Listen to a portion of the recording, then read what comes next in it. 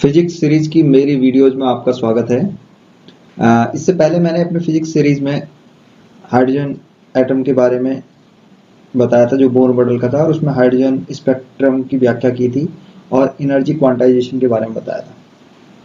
तो आज हम उसी कड़ी को आगे ले जाकर कुछ topic energy level, excitation energy और आयनाइजेशन एनर्जी के बारे में चर्चा करेंगे। चलिए बिना देरी के शुरू करते हैं अपनी ये फिजिक्स सीरीज की क्लास।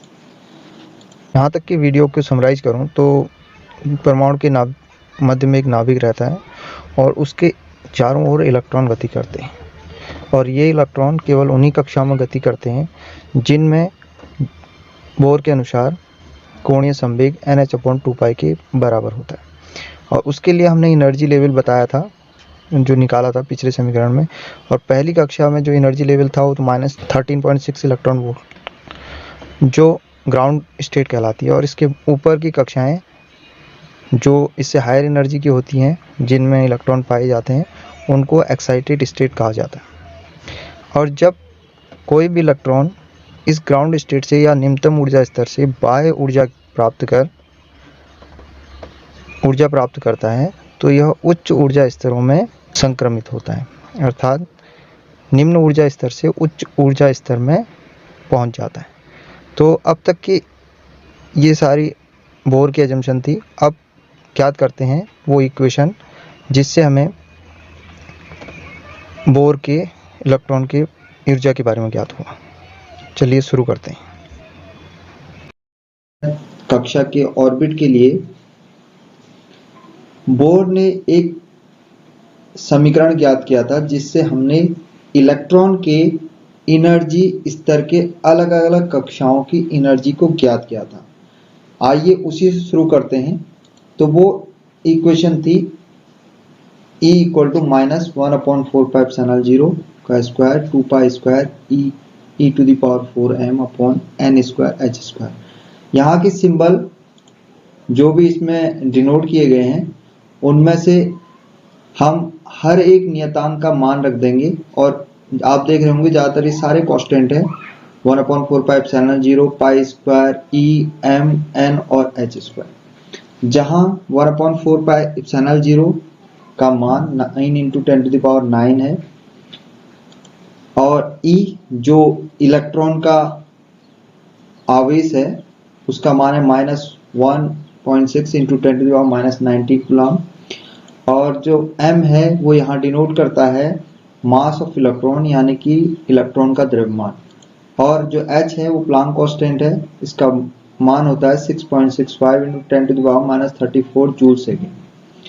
और इन मानों को रखने के बाद हमारी इक्वेशन में हम देखते हैं कि 1/4πε0 पे हमने रख दिया 9 × 10⁹ और इसका स्क्वायर, 2 × पाई का मान, पाई की जगह रख दिया 3.14 और इसका स्क्वायर, ई की जगह ई की वैल्यू रख दी 1.6 × 10⁻⁻19 × m, यानी कि mass of electron 9.1 × 10⁻31। n², n का है कि कक्षाओं की संख्या है। ये हम वेरी शुरू कर सकते हैं एक कक्षा से इन्फिनिटी तक। तो ये अभी फिलहाल हम इसकी वैल्यू n ही रखेंगे, इसको बाद में चेक करेंगे। हर एक कक्षाओं के लिए एनर्जी लेवल अलग अलग निकालेंगे। और h यहाँ प्लांक कांस्टेंट है, उसके लिए हमने 6.62 × 10⁻34 का स्क्वायर ये रख दिया। ये रखने के बाद जब हम कैलकुलेट करते हैं तो इसकी वैल्यू, इसका स्क्वायर ओपन करने के बाद ये हो जाएगा 81 × 10⁻18, और इसके बाद 2 की जगह 2 रहा, 3.14 का स्क्वायर करेंगे तो हमें जो वैल्यू मिलेगी वो 9.87 मिलेगी। उसके बाद जब हम 1.6 × 10⁻⁻19 इस ब्रैकेट को ओपन करते हैं, इसको सॉल्व करते हैं, तो हम पाते हैं कि इसकी वैल्यू 6.55 × 10⁻76 हमें मिलती है। और बाकी m की वैल्यू जो 9.1 × 10⁻31 थी वो हमने एज इट इज रख दी है। और यहाँ n² की जगह हर में n² है। और ये जो नीचे प्लांक कांस्टेंट का स्क्वायर था, इसका कैलकुलेशन करने के बाद हमें जो वैल्यू मिली वो मिली 43.82 × 10⁻68। मैंने दशमलव के 2 अंकों तक ही इसको माना है, हालांकि 3 अंकों तक सॉल्व करने के बाद मैंने इसे सिंप्लीफाई किया है। तो आप चाहते हैं तो पूरे वो भी लगते हैं, ज़्यादा अंतर नहीं पड़ेगा, कुछ ही पॉइंट में डिफरेंस आएगा। आपको पता होगा कि सिग्निफिकेंट फिगर्स के अनुसार उनसे उतनी ज़्यादा वैल्यू इस इक्वेशन में फर्क नहीं पड़ता। तो हम इसी इक्वेशन को जारी रखेंगे सॉल्व करते हुए। तो 81 इंटू 2 किया 162 और बाकी की वैल्यू सेम रख दी। अब यहाँ 10 टू द पावर 18 और 10 टू द पावर माइनस 76 और 10 टू द पावर माइनस 31, इन सबको मैंने एक साथ सॉल्व कर दिया। यहाँ 18 यहाँ से ले लिया और इसकी घातांक माइनस 76 और 10 की ये घातांक माइनस 31, इस पद को एक साथ रखने के बाद हमने पाया कि हम इसको इस प्रकार लिख सकते हैं और नीचे जो वैल्यू ऊपर थी वो सेम रखी गई है। अब इस सब को सॉल्व करने के बाद जो हमें वैल्यू मिल रही है वो 95304.82 इंटू 25 माइनस 89। इसको आप जब सॉल्व करेंगे तो आपको 89 मिल जाएगा, क्योंकि इन दोनों को ऐड करेंगे, दोनों माइनस की वैल्यू और उसमें से 18 आप 18 माइनस ये करेंगे तो आपको 89 मिल जाएगा। देन उसके बाद ये सॉल्व करने के बाद नीचे हर में यही वैल्यू रहेगी जो आपका पहले से थी। अब मैंने पुरानी इक्वेशन को यहाँ रख दिया है ताकि ये इजी टू अंडरस्टैंड रहे इस पद में। फिर उसके बाद इसको सॉल्व करने के लिए मैंने इसको दशमलव के अंकों को थोड़ा सरल किया है। और तो यहाँ पर अगर हम दशमलव को 3 अंक लेफ्ट साइड की ओर ले जा रहे हैं तो हम देख रहे हैं कि हम यहाँ 10 टू द पावर प्लस 3 इसमें ऐड कर देंगे। तो यहाँ पर मैंने 4 में पद इधर लेके गया हूँ तो मैंने इसको 4 ऐड कर दिया, प्लस 4 इसके पॉइंट बाईं ओर शिफ्ट करने की वजह से दशमलव के स्थान को बाईं ओर शिफ्ट करने से मैंने प्लस 4 रखा है। और जो ये 68 है जो 10 टू द पावर माइनस 68 हर में था उसको मैं अंश में ले गया, तो ये माइनस की जगह इसकी वैल्यू प्लस हो जाएगी। तो ये 10 to the power minus 89 plus 4 plus 68 हो जाएगा। उसके बाद जो नीचे हर में था केवल ये 10 टू द पावर माइनस 68 में ऊपर लेके गया हूँ, बाकी हर में n स्क्वायर इंटू 43.82 बचा हुआ। अब इसको फर्दर सॉल्व करने पर हम पाते हैं ये वैल्यू हमको मिलती है। जब आप इसको सॉल्व करेंगे तो ये 10 टू द पावर माइनस 21 आएगा। देन उसको सॉल्व करने के बाद इसको दोनों पदों को मैंने ओपन कर दिया है और यहाँ से आप इस हर से इसको भाग दे देंगे। जब आप 43.82 से भाग दे देते हैं 953 में तो आपको ये अमाउंट मिलता है 21.75 into 10 to the power 19 upon n square. और ये जो एनर्जी मिलती है ये हमें जूल में मिलती है। तो अब हम क्या करते हैं, जब इसको इलेक्ट्रॉन वोल्ट में चेंज करना होता है तो हम 1.6 into 10 to the power minus 19 से इसमें भाग देते, डिवाइड कर देते हैं इसको इलेक्ट्रॉन वोल्ट में चेंज करने पर। और जब हम इसको इलेक्ट्रॉन वोल्ट में चेंज करते हैं तो हमको एनर्जी जो मिल पाती है वो मिलती है En equal to minus 13.58 upon n square.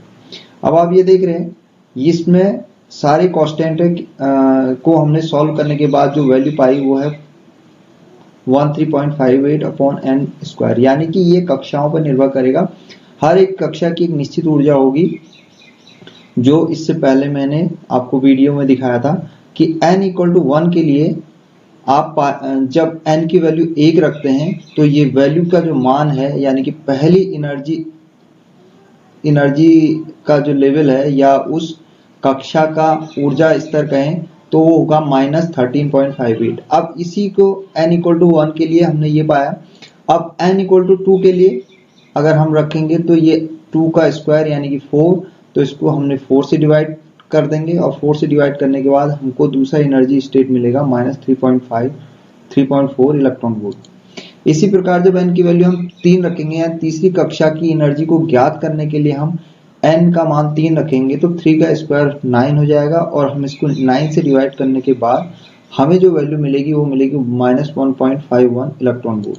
और e टू द पावर 4 यानी कि ये चौथी कक्षा की एनर्जी स्तर है या एनर्जी है, तो इसके लिए हम n की जगह 4 रख देंगे। तो 4 रखने के बाद n का स्क्वायर आपको 16 मिल जाएगा। जब आप इसको डिवाइड करेंगे तो आपको जो एनर्जी लेवल है 4th ऑर्बिट की वो मिल जाएगी माइनस 0.85 इलेक्ट्रॉन वोल्ट।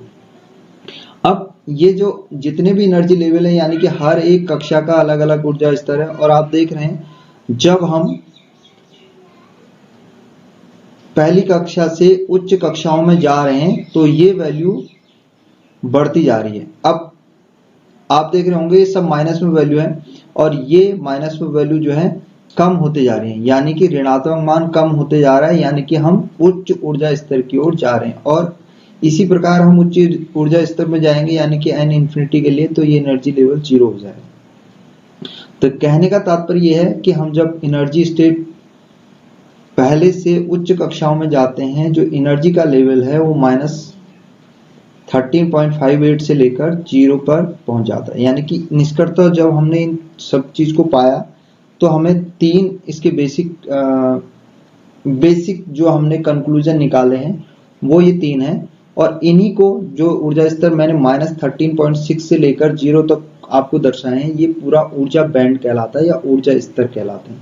तो ये जो समूह है या श्रृंखला है पूरे एनर्जी लेवल्स का या ऊर्जा स्तरों को, इसी को एनर्जी बैंड कहा जाता है। तो परमाणु के प्रत्येक अविकृत यानी कि जिनसे विकिरण नहीं हो रहा है उस कक्षा के लिए एक निश्चित ऊर्जा निर्धारित होती है जिसे उस कक्षा की ऊर्जा कहा जाता है, और ये कक्षा का ऊर्जा स्तर भी होता है। और n का मान बढ़ाने पर स्तरों का मान यानी कि ऊर्जा स्तरों का मान बढ़ते जाता है, और इन श्रृंखलाओं को ही हम कहते हैं ऊर्जा बैंड, और जिसकी वैल्यू -13.6 इलेक्ट्रॉन वोल्ट से 0 इलेक्ट्रॉन वोल्ट की ओर बढ़ते रहते हैं। तो आगे के विषयों को जारी रखेंगे अगली सीरीज में, और तब तक के लिए सीखते रहिए, अधिगम करते रहिए। चैनल को लाइक और सब्सक्राइब कीजिए ताकि मैं अच्छे वीडियो आपके लिए फिर से लेके आ सकूं। देखने के लिए धन्यवाद।